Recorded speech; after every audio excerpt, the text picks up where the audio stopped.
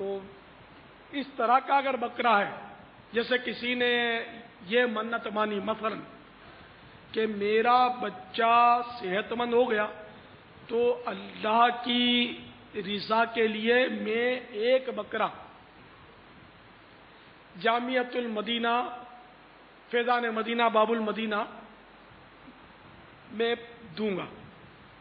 تو اب بچہ صحت یاب ہو گیا اور اس نے وہ نظر شرعی ہو چکی تھی اس کی کہ اس نے اللہ کے لیے ایسی نظر مانی تھی کہ جو مطلب عبادت واجب عبادات میں سے کی مثل ہے، تو یہ اس کی نظر شرعی قرار پائی تھی. تو اب اس نے اس کو منت بھی بولتے ہیں، شرعی منت. تو یہ منت کا بکرا، اب اس کا بچہ ٹھیک ہو گیا اور اس نے منت پوری کرنے کے حوالے سے بکرا جامعۃ المدینہ فیضان مدینہ باب المدینہ میں پہنچا دیا. اس بکرے کا گوشت سادات کرام نہیں کھا سکتے. اسی طرح اس بکرے کا گوشت اغنیا یعنی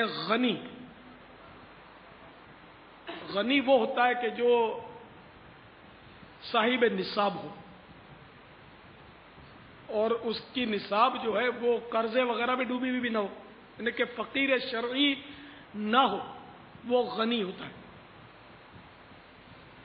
تو نہ اس کو غنی کھا سکتا اس بکرے کے گوشت کو، نہ اس بکرے کے گوشت کو سید صاحبان کھا سکتے ہیں، نہ علوی صاحبان کھا سکتے ہیں، ہاشمی نہیں کھا سکتے. تو حضرت مولا مشکل کشا کی اولاد جو بی بی فاطمہ کے علاوہ دیگر اولاد سے ہوئی، دیگر بیٹوں سے ہوئی، تو وہ علوی کہلاتے ہیں.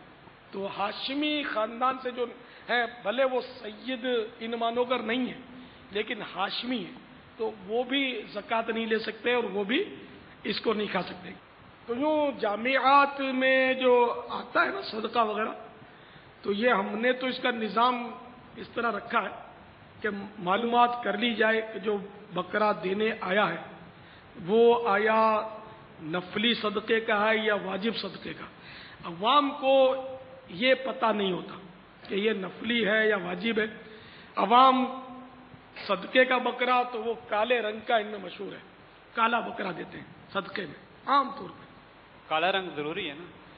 ضروری نہیں ہے، عوام دیتے ہیں. کالا بکرا، کالی مرغی ہے، یہ ہم جیسے بابا جی ہوتے ہیں نا، یہ ان کے بڑے مسائل ہوتے ہیں. تو یہ بھی بعض اوقات ایک کالی مرغی ہو، ایک بھی پر اس میں سفید نہیں ہونا چاہیے، یا کالا بکرا ہو اس میں کوئی بال سفید نہیں ہونا چاہیے. تب ہو سکتا ہے عملیات میں ان کی کوئی ترکیب ہو، مجھے نہیں معلوم. بہرحال یہ کہ راہ خدا میں صدقہ دینے کے لیے کالا، دھولا، پیلا جو بھی رنگ ہو چل جائے گا. بکرا ہی شرط نہیں ہے، اناج دیا تو بھی چل جائے گا. ہمارے یہاں صدقے میں انڈا اور آٹے پہ انڈا رکھ کے دیتے ہیں، سمجھے؟ تو یہ بھی جائز ہے. تو رسالے تقسیم کریں تو یہ بھی کیا صدقہ ہے؟ رسالے جو بانٹے وہ بھی صدقہ ہے. یہ میں آپ کو پیش کرتا ہوں، اس میں سے پانی پی لیجیے.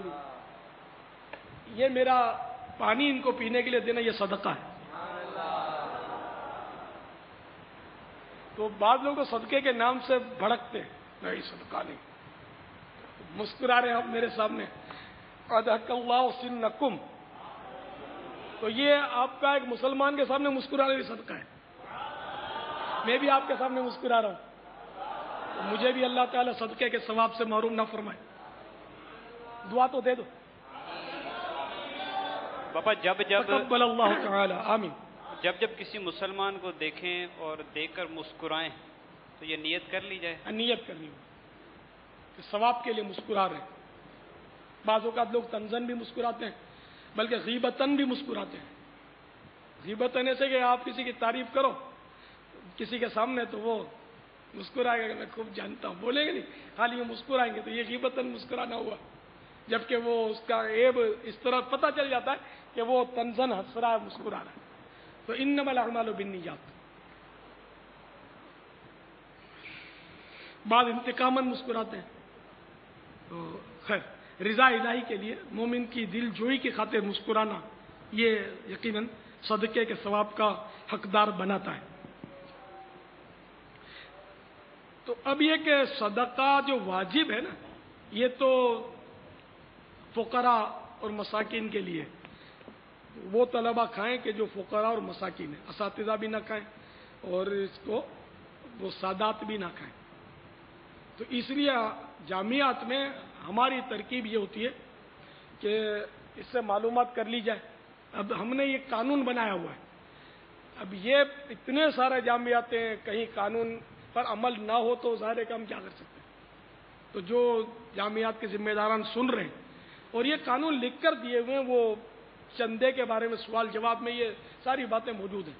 ہم نے جامعات کے لیے یہ حکم جاری کر دیا ہے، ہم نے جاری کر دیا ہے اور ہم نے کتاب میں چھاپ کر دے دیا ہے۔ تو اب اگر کوئی جامعات اس میں اور بار بار تاکیدیں کی ہیں، بارہا ان کے مدنی مشورے میں، یعنی کہ ہم یہ کہہ سکتے ہیں کہ ہم نے اس کا اتنی بار تکرار کی ہے کہ جس میں تھوڑی بہت عقل ہے اس تک یہ بات پہنچ گئی ہے۔ اور ہمارے اساتذہ یا ناظمین بے عقل ہوتے ہی نہیں، عقل والے ہوتے ہیں اور عموماً درس نظامی کیے ہوئے ناظم ہوتے ہیں۔ ہمارے یہاں مدنی ہوتے ہیں، نظامت بھی کرتے ہیں، تدریس بھی کرتے ہیں۔ عام طور پر ہمارے یہاں ترکیب یہ ہے۔ اسی طرح ہماری جو جامعات کی مجلس ہے وہ بھی الحمدللہ یہ درس نظامی عام طور پہ اس میں کیے ہوئے ہوتے ہیں، اس کا جو نگران ہے اس کے وہ بھی درس نظامی کیے ہوئے ہیں۔ تو یہ سب یوں ہم کہہ سکتے ہیں سب ایک ہی کیٹیگری ہے۔ تو یہ کیٹیگری یہ ہوتی ہے، یہ عام لوگوں سے میں ان کو زیادہ عقل مند تصور کرتا ہوں عموماً، یعنی کہ بھلے بی اے کیا ہوا ہے، گریجویشن کیا ہوا ہے، ڈاکٹریٹ کی ڈگری اس نے حاصل کی ہے، لیکن میرے مدنی اسلامی بھائی کو میں ان پر فائق سمجھتا ہوں، ان پڑھے لکھوں پر۔ میری مجبوری ہے، اس لیے کہ میرے کو علم دین سے پیار ہے۔ پیار کے علاوہ کوئی اور وجہ بھی ہے کہ آپ کہتے ہیں اللہ کے دین سے کس کو پیار نہیں ہے؟ نہیں، پیار میری مجبوری کہہ کر ایک مطلب ایک انداز ہے میرا کہ ہر مسلمان کی مجبوری ہونی چاہیے کہ ہمیں علم دین سے پیار ہے، تو جو علم دین حاصل کرتا ہے وہ ہمیں پیارا ہوتا ہے۔ دیکھو عوام جہاں بھی بیٹھی ہے، علم دین والے اوپر بیٹھے ہوئے، ان سے میں مشورے کرتا رہتا ہوں، آپ دیکھتے بھی رہتے ہوں گے، یہ بتاتے ہیں کتاب نکال کر تو میں رجوع بھی کر لیتا ہوں، اور باہر والا پوچھے گا تو شاید میں اس کو منجھا دوں گا سوال جواب کر کے۔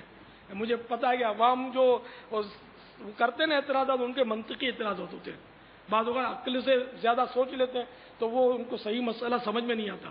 جب عالم بولتا ہے تو اپنے سمجھ میں آ جاتا ہے کہ یار یہ ہم سے زیادہ جانتا ہے اور اس نے یہ نکالی کتاب، تو اب وہ عافیت اسی میں کہ چپ چاپ پڑھ کے سنا دو۔ نہیں، ایک وجہ تو جیسا آپ نے بیان کی نا کہ وہ میں علم دین سے محبت کرتا ہوں، الحمدللہ۔ کیا کوئی اور ایسی بھی وجوہات ہیں جس کی وجہ سے آپ یہ سمجھتے ہیں کہ جو عام بی اے گریجویٹ ماسٹرز کیے ہوئے جو لوگ ہوتے ہیں، عالم ان سے زیادہ عقل مند ہوتا ہے؟ الحمدللہ۔ اس کی کوئی اور علم وجوہات؟ دین سے مطلب شرح صدر ہوتی ہے، جی بابا، سینہ کھلتا ہے علم دین سے۔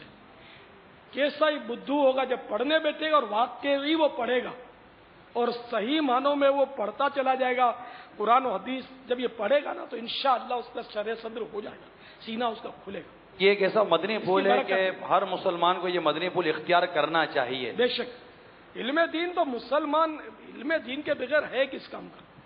اس کو ہر قدم پر علم دین کی محتاجی ہے، شریعت کی محتاجی ہے، یہاں تک کہ وقت جاننا، نمازوں کے، روزوں کے، حج کے جو دار و مدار ہے اوقات مت ہے، تو اعلیٰ حضرت نے تو یہاں تک لکھا ہے کہ وقت کا جاننا فرض ہے، نمازوں کے اوقات معلوم ہو، روزوں کے اوقات معلوم ہو، تو یہ اب تو بڑا آسان ہو گیا۔ تو یہ مطلب کہ جیسے نظام الاوقات اپنے پاس ہے، پانچوں نمازوں کے ٹائم، تو یہ ہمیں معلوم ہوتا ہے، ہم دیکھ کر دیتے ہیں، تو یہ فرض بآسانی پورا ہو رہا ہے۔ اب نظام الاوقات بھی نہ رکھے تو اب نصیب اپنے۔ اسی طرح یعنی کہ یہ بنا بنایا ٹائم ٹیبل اپنے مکتبے پر ملتا ہے، الحمدللہ باب المدینہ والوں کے تو مزے لگے پڑے، بلکہ پورے ملک یا پوری دنیا کا بھی نظام الاوقات آپ کو دعوت اسلامی کی ویب سائٹ پر مل سکتا ہے۔ الحمدللہ پوری دنیا کا نظام الاوقات موجود ہے، 27 لاکھ سے زیادہ مقامات کے وفا موجود ہے۔ اب آدمی اس سے استفادہ نہ کرے تو میں کہاں جاؤں؟ مدینے لے چلیں بابا، جائیں تو جائیں کہاں؟ تو مدینے میں۔ مدینے کے سوا اپنی منزل اور کون سی ہے کہ جنت میں بھی جائیں گے تو انشاءاللہ مدینے والے کے صدقے ہی میں جانا ہے صلی اللہ تعالی علیہ وسلم۔ تو بہرحال یہ کہ وقت تو روزہ یہ وقت سے ہی ہوگا، चांद